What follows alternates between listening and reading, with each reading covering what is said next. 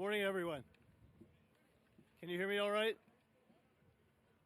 Well, I want to welcome you to this amazing event on this glorious day.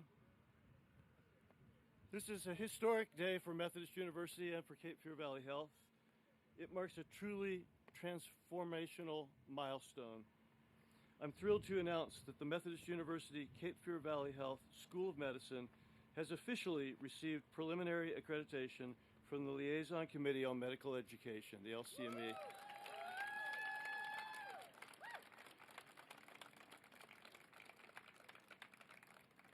This accomplishment is the result of years of dedication, planning, and collaboration.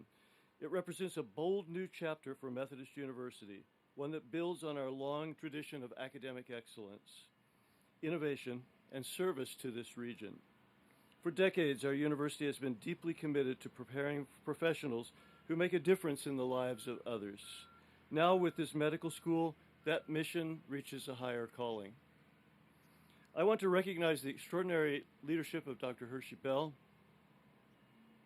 our founding dean, who just out of sheer determination made this happen.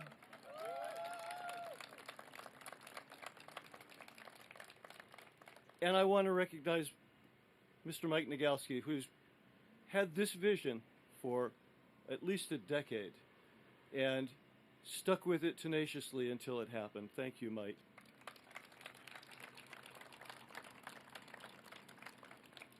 I also deeply appreciate my team and the team at Cape Fear Valley Health, who did a lot of hard work to make this day come about. And I also want to thank our trustees, faculty, staff, and many community members who've been engaged in this and supported this. We've gotten incredible financial and spiritual and every kind of support from this community, and it's just incredibly gratifying, so thank you for that.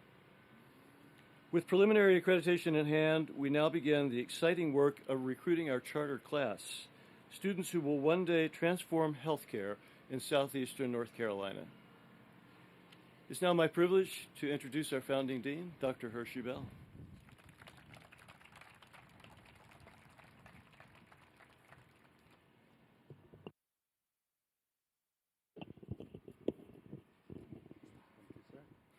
Good morning. Well, thank you, Dr. Warden. It's truly an honor to stand here as the founding dean of the Methodist University Cape Fear Valley Health School of Medicine. We did it. We did it. And by saying we, I truly mean this has been an extraordinary team.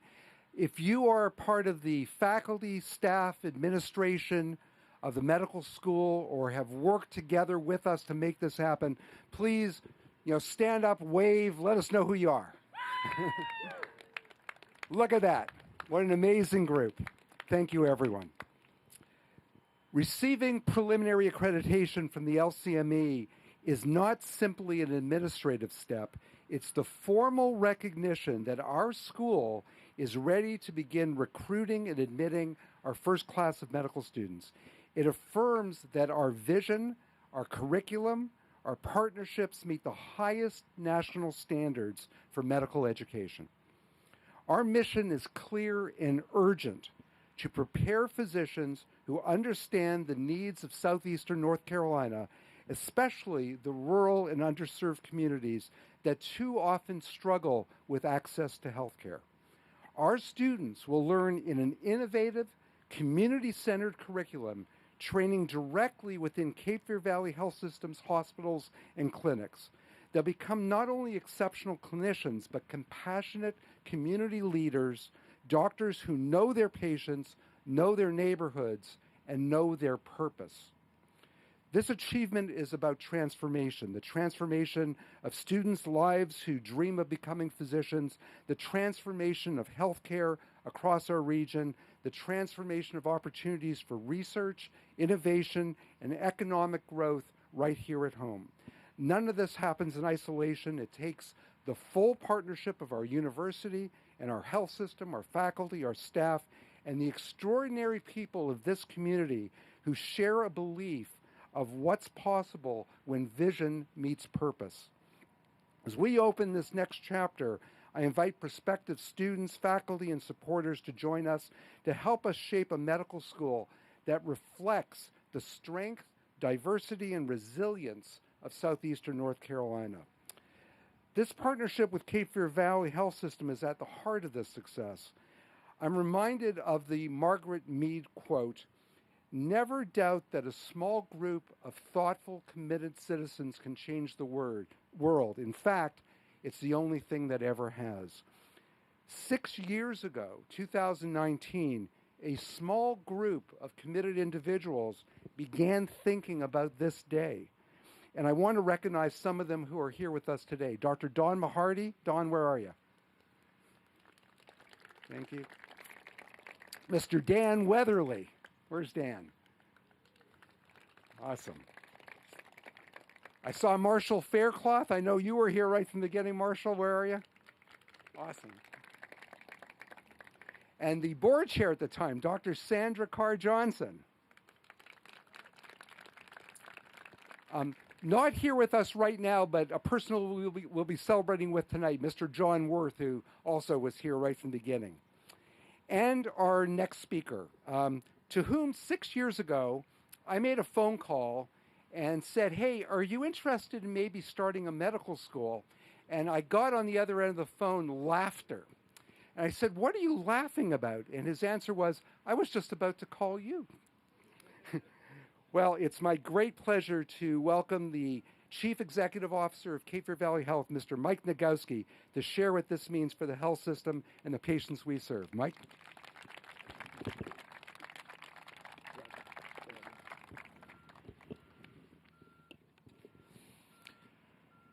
Thank you, President Warden and Dr. Bell. On behalf of Cape Fear Valley, I want to say how proud and excited we are to partner with Methodist University to make this happen. The leadership at Methodist has been nothing but amazing through this entire process, but it takes more than just a committed partner. It takes a board of directors who from the beginning said, yes, this is what we're going to make happen. It takes a leadership team, some of the people that Dr. Bell just mentioned, who said, Mike, go ahead and pursue this. We've got it. We're going to continue to grow the health system. We're going to continue to achieve national recognitions. Thank you for making this happen, dear leadership team. Dr. Don Mahardy was the spark.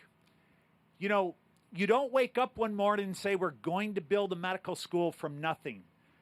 His persistence to create an academic health system here at Cape Fear Valley has resulted in more than 350 residents and fellows practicing and learning their trade.